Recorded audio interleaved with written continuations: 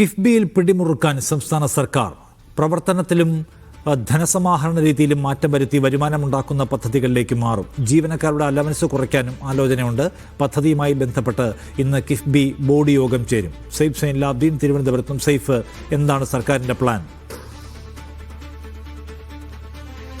കിഫ്ബിയുമായി ബന്ധപ്പെട്ട് കഴിഞ്ഞ സർക്കാരിന്റെ കാലത്ത് അവസാന സമയങ്ങളിൽ വലിയ വിമർശനങ്ങൾ പ്രതിപക്ഷം ഉന്നയിച്ചതാണല്ലോ നിഷാദ്. അത് കിഫ്ബി ഉപയോഗിച്ച് സർക്കാർ പരസ്യം നൽകുന്നു, കിഫ്ബി ഉപയോഗിച്ചുകൊണ്ടാണ് ഈ പരസ്യങ്ങൾ മൊത്തം സർക്കാരുമായി ബന്ധപ്പെട്ട് തെരഞ്ഞെടുപ്പ് പ്രവർത്തനത്തിന് ഉപയോഗിക്കുന്നത് എന്നടക്കമുള്ള വിമർശനങ്ങൾ കഴിഞ്ഞ സർക്കാരിന്റെ കാലത്ത് പ്രതിപക്ഷത്തുണ്ടായിരുന്ന വി.ഡി. സതീശൻ അടക്കമുള്ളവർ ഉന്നയിച്ചതാണ്.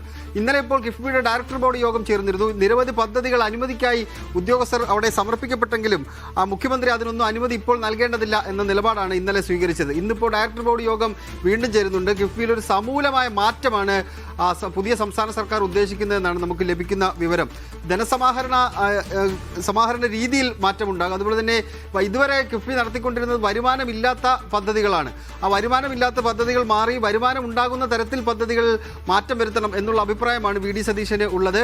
അതിനൊപ്പം തന്നെ മറ്റൊരു പ്രധാനപ്പെട്ട കാര്യം, കിഫ്ബി എന്ന് പറയുന്നത് ബജറ്റിന് പുറത്ത് വായ്പ കണ്ടെത്തുന്നതാണ്. അത് ബജറ്റിന് പുറത്ത് വായ്പ എടുക്കുമ്പോൾ അത് സംസ്ഥാനത്തിൻ്റെ കടമായി തന്നെ അത് കേന്ദ്ര സർക്കാർ കടമെടുപ്പ് പരിധിയിൽ തന്നെ അത് ഉൾപ്പെടുത്തിക്കൊണ്ട് സംസ്ഥാനത്തിന് കടമെടുപ്പ് പരിധി ഉയർത്താത്തതിൽ പിന്നീട് വിമർശനം ഉന്നയിക്കുകയും ചെയ്തു. അത് ബജറ്റിനുള്ളിലേക്ക് കൊണ്ടുവന്ന് ബജറ്റിന്റെ ഭാഗമാക്കി കിഫ്ബിയെ മാറ്റുക എന്നുള്ളൊരു ആലോചന കൂടി സർക്കാരിന്റെ തലത്തിലുണ്ട്, അല്ലെങ്കിൽ വി.ഡി. സതീശന്റെ മനസ്സിലുണ്ട് എന്നാണ് നമുക്ക് ലഭിക്കുന്നത്. അങ്ങനെ കിഫ്ബിയിൽ സമൂലമായ ഒരു മാറ്റം ആലോചിക്കുന്നുണ്ട്. അതിനൊരു വിദഗ്ധ സമിതിയെ സർക്കാർ നിയോഗിക്കുന്നുണ്ട്. അത് പഠിക്കാൻ വേണ്ടി ഒരു വിദഗ്ധ സമിതിയെ നിയോഗിക്കുന്നുണ്ട്. ഇപ്പോൾ 19-ാം തീയതി ബജറ്റായിരിക്കും. ആ ബജറ്റിൽ കിഫ്ബിയുമായി ബന്ധപ്പെട്ട പ്രഖ്യാപനങ്ങൾ ചിലപ്പോൾ ഉണ്ടായേക്കും. പക്ഷേ ബജറ്റിനുള്ളിൽ നിന്നുകൊണ്ടായിരിക്കും ആ പ്രഖ്യാപനങ്ങൾ തിരുവനന്തപുരത്ത് വിവരങ്ങൾ നൽകുന്നത്. കിഫ്ബിയിൽ ചില മാറ്റങ്ങളും ചില തിരുത്തലുകളും കൊണ്ടുവരാൻ സർക്കാർ ആലോചിക്കുകയാണ്.